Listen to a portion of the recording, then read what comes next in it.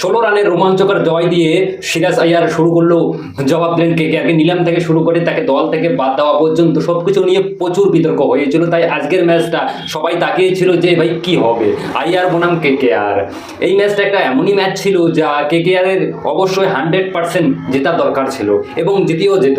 কিছু ভুলের কারণে ম্যাচটা আজকে আমাদের হাত থেকে চলে গেল। এখন সোশ্যাল মিডিয়ায় পুরো ট্রেন্ড চলতেছে ভাই, মিম চলতেছে যে 95 বলার যেটা হওয়া উচিত আছে। আমরা এই ভিডিওতে সেরা প্লেয়ারদের নিয়ে কথা বলবো যারা কেকেআরের এই জেতা ম্যাচকে নাইয়া ডুবিয়ে দিল। তো এই ম্যাচে টস জিতে প্রথমে পাঞ্জাবের অধিনায়ক আইয়ার ব্যাটিং করার সিদ্ধান্ত নেয়। তারা ব্যাটিং করে 111 রান তুলতে পারে। আজকে যদি কেকেআরের বোলিংয়ের কথা বলি আমি, তো ভাই দুর্দান্ত অসাধারণ বোলিং হয়েছে। চেন্নাইয়ের বিরুদ্ধে যেরকম বোলিং করেছিল তেমন বোলিং করেছে কেকেআর বোলিং, ঠিক আছে। কেকেআরের বোলিং লেভে ওই কোনো রকম কোনো সমস্যা নাই, ঠিক আছে। জবাবে কেকেআর দল কী করলো, এরা করেছিল 111 রান, কেকেআর 95 রানেই প্যাকেট হয়ে গেল 15 ওভার একটা বলে। মজার বিষয় হচ্ছে সব থেকে এটা পাঞ্জাব খেলেছিল যে 15 ওভারে 3টা বল, আর এরা খেলেছিল 15 ওভারে একটা বল।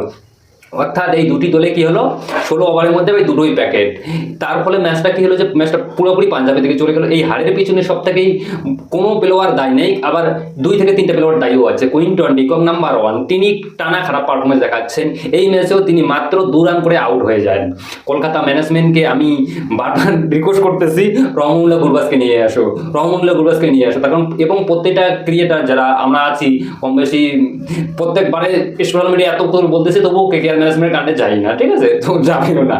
তার কারণ রহমতুল্লাহ গুরবাজ গতবার কিন্তু ভালো পারফরমেন্স করছে। এত কুইন্টনকেও এতগুলো ম্যাচে সুযোগ দিল, রহমতুল্লাহ গুরবাজকে যদি 1 থেকে 2টো ম্যাচে সুযোগ দিত তাহলে আশা করি হয়তো তিনি ভালো পারফরমেন্স দেখাতেন। সুনীল নারায়ণকে ভাই দেখো কোনো ধরনের দোষ দেওয়া যাবে না, তার কারণ বোলিংয়ে তিনি দুর্দান্ত পারফরমেন্স করছে। ব্যাটিং কিছু না করতে পারলেও যে ম্যাচে করেছে ভাই ভালো করেছে। 2টা ম্যাচে আমার মনে হয়েছে 2টো ম্যাচে ভালো পারফরমেন্স করেছে সুনীল নারায়ণ। ব্যাটিং তো প্লাস তো বোলিং তো আছেই, আর বোলিং তো ভাই আগুন তার। তারপরে চলে এসে রঘুবংশী এবং রাহানে খুব ভালো শুরু করলেও কিন্তু এরপরেও সব থেকে বড় ভিলেন হচ্ছে এই ম্যাচের ভেঙ্কটেশ আইয়ার। ভাই তাকে 24 কোটি টাকা দিয়ে কিনেছে কেকেআর। আমি এখনো পর্যন্ত বুঝতে পারছি না তাকে কেন কিনেছে। 4 বলে মাত্র 7 রান, আর এটা কোনো প্লেয়ারের খেলা ভেঙ্কটেশ আইয়ারের। এইখান থেকে কিন্তু পুরো ম্যাচটাই বেরিয়ে চলে যায়, ঠিক আছে। এরপরে রিঙ্কু সিং, যিনি এই মৌসুমে একেবারে বাজে পারফরমেন্স করতেছে, একটা ম্যাচে ভালো খেললে ভাই তো ফিনিশ করতে পারছে না। কিন্তু কথা হলো যে ফ্যানেরা মানে আমরা ভেবেছিলাম যে রিঙ্কু সিং যদি কিছুটা যদি উপরে আসে তাহলে তো হয়তো রিঙ্কু ভালো হবে। দেখো গতকালকে কিন্তু উপরে এসেছিল, পরিণাম দেখো ওই একই। তো ভাই এখানে ভিলেন রিঙ্কু সিংও আছে কিন্তু, ঠিক আছে। তো এরপরে চলে এসেছে ভাই রাসেল রমনদীপ।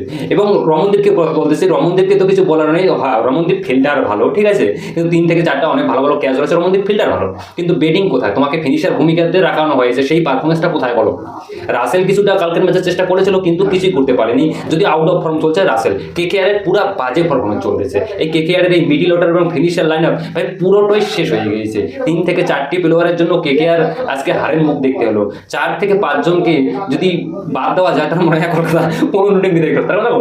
সেই প্যান্ডেলে তো আমরা যাওয়াটা ছেড়ে দিয়েছি, তাই সম্মানজনক একটা ইস্যু যাবো, তাও ঠিক আছে। হ্যাঁ, গতবার দেখো সিরাজ আইয়ার পাঞ্জাব কিংস গত কেকেআরকে 262 রান চেঞ্জ করেছিল। আবার দেখো মানে ওটা একটা হিস্ট্রি ক্রিয়েট করেছিল, আবার নেক্সট হিস্ট্রি ক্রিয়েট করলো যে গতকালকে 111 রান ডিফেন্ড করলো তাও আবার ম্যাচ জিতলো 16 রানে। তো ভাই পাঞ্জাবের তারিফ করতে হবে, তার কারণ আমরা হারাই হায়দ্রাবাদকে, আর পাঞ্জাব হারায় আমাদেরকে। তো ভাই হাততালি হয়ে যাক।